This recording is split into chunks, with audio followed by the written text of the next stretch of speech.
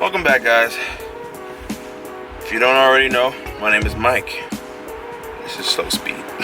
I'm looking a little dark to you guys, huh? Am I dark? Make me brighter, baby.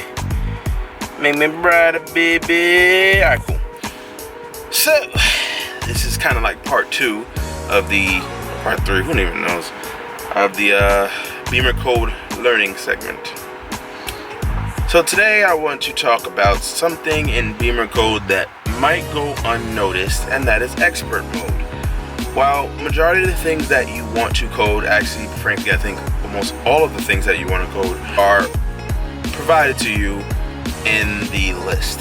So why would you want to go to expert mode? Well, you can kind of compare and contrast.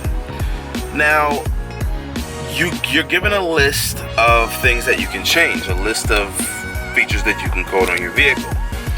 All of those features might not be there. Maybe you know about something, maybe like an update allows you to do something, who knows.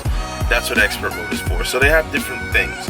You can go on Google and type in F30 cheat sheet, whatever you have, whatever body style you have. This is an F32 4 series, but the F33 series, an F10 5 series, and F15 X5.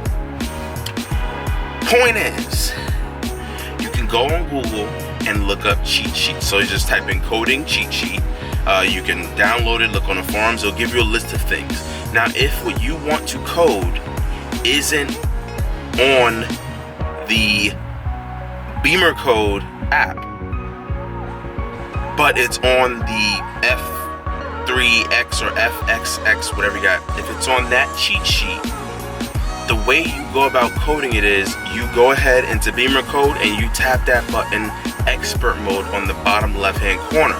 Now that's going to lead you to, pretty much what it says, an expert menu, a menu for professionals or experts. However, if you follow directions, you can do it too. Okay, we are here. Now, you have the list of ECUs. Let me get something. Now, I'm not exactly sure what, but let me just go into instrument cluster. We're just going to do instrument cluster.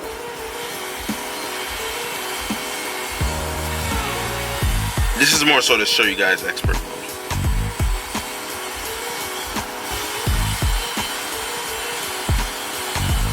Okay, so if you look at the bottom corner, there are 2 functions. There are expert mode and backups, and they kind of go hand in hand.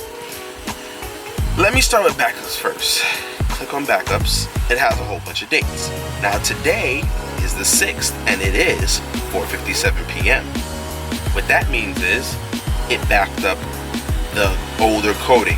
So now let's say, for instance, I go into expert mode and I screw something up, something's wrong with the instrument cluster, the iDrive is flickering, the headlights are going haywire, I don't know, you just felt very bold, you went in there and you decided to just do things. This thing saves your ass. It has a backup. So if you did something, you went somewhere and you forgot where you went, you just coded a bunch of things thinking you'll get extra features out of it, and you made a mistake, you can always go into the backup section and back up the last setting that you had. That's very, very, very beneficial, because now you can start back from square one, recode all the things again, and then screw up again. You just keep going back till you get the hang of it. Anyway, that's not what this is about. We're gonna back out of that. We're gonna go to expert mode. So you see that changed. You have a whole bunch of different functions. So normally they'll be in like 3,000 or like the lower 3,000. I normally don't touch anything like down here, especially like heads-up display parameters. So we're gonna click on that. Dim curve, X1, X2. Like, these things do not touch. We're just gonna stay up here within 3,000. So this is a little easier. See, when you click on that, you get speed limit. Now I set speed limit to active. I coded it. It still says active. However, it did pretty much nothing on here for the car. Nothing of the speed limit nature shows up. So there you have it. I went to code something, it wouldn't code. Now this might be one of the reasons why it's not in the main menu, because it didn't take the code. So active, not active, whatever. A custom value, that's just if you want to just change that. We're not going to get into that. Like I said, expert, and we are not that. Well, we are not experts. This is just whatever. BMW logo, click on that. M performance. You see, so you have several different M3, M4, 5D. Now, these settings you can customize, I think, not in expert mode, but some of these things in here are extra things that you might not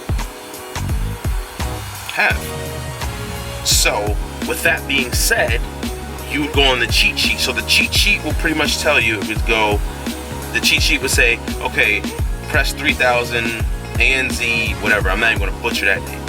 Click that. It's going to say, next go to BC Digital V.